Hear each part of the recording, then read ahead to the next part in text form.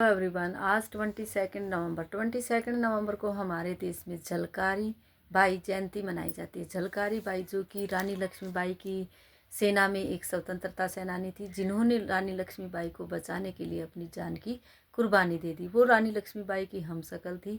1857 की क्रांति में जब अंग्रेज़ों ने रानी लक्ष्मीबाई के किले को घेर लिया था, तो झलकारी बाई रानी लक्ष्मीबाई का वेश धरकर वहाँ सेना के बीच चली गई। तब तक रानी लक्ष्मीबाई बचकर वहाँ से निकल गई।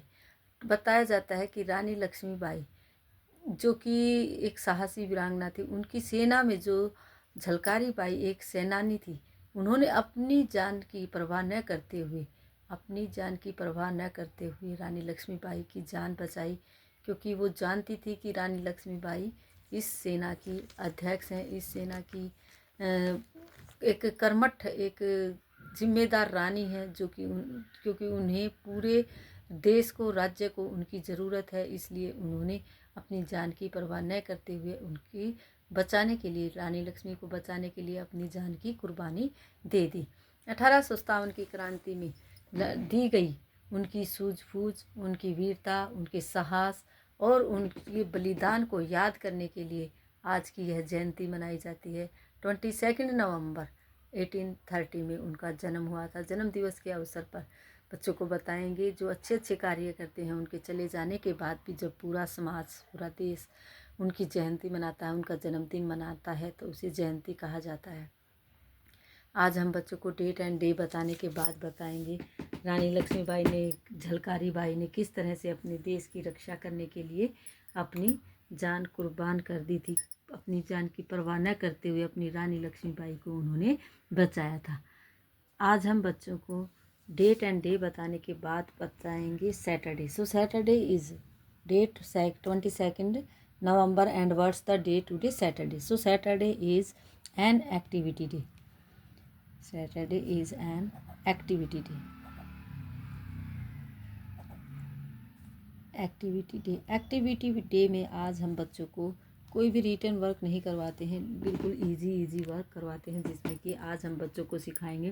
पहले भी हम बच्चों को करवा चुके हैं मोर एंड लेस एक्टिविटी, लेकिन आज फिर हम रिवीजन के लिए बच्चों को मोर एंड लेस करवाएंगे।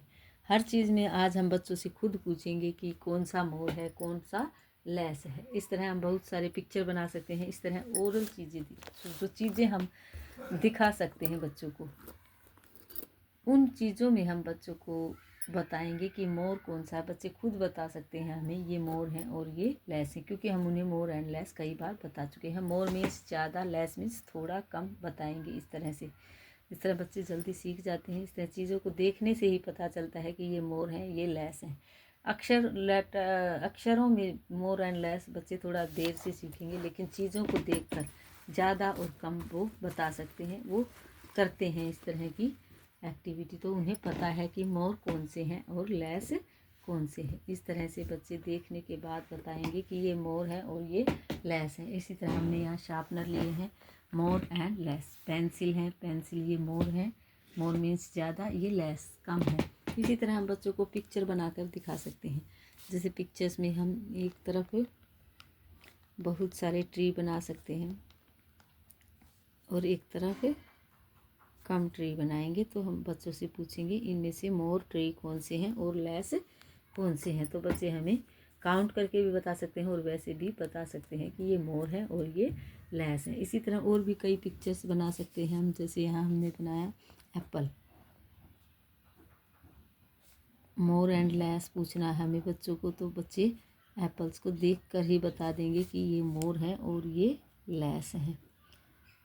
हम बच्चों को बताएंगे मोर मीन्स ज़्यादा होता है, लेस मीन्स थोड़ा होता है। इस तरह बच्चे मोर एंड लेस चीज़ों में देखकर बता सकते हैं। नर्सरी क्लास के बच्चे इस तरह मोर एंड लेस एक्टिविटी करेंगे।